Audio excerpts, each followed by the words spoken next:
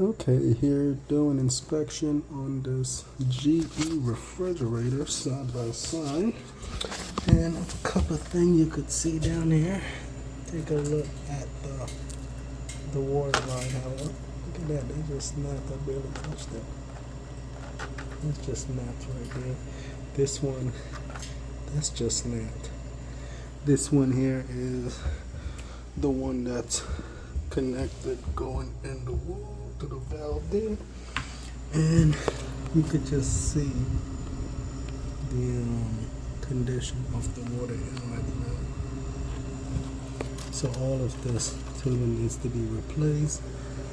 You can see how the drain pan is, and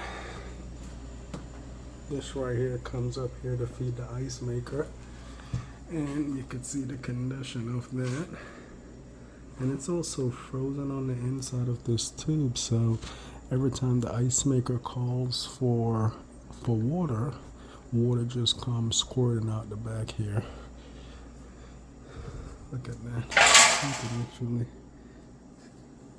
see the traces of water running on down on the fridge.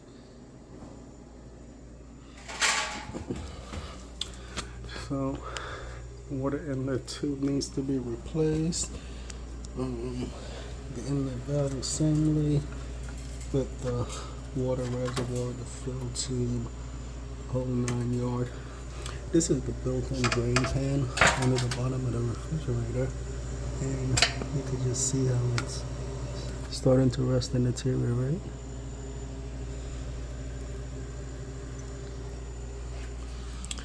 Alright, we're gonna write this one up. Thanks for tuning in.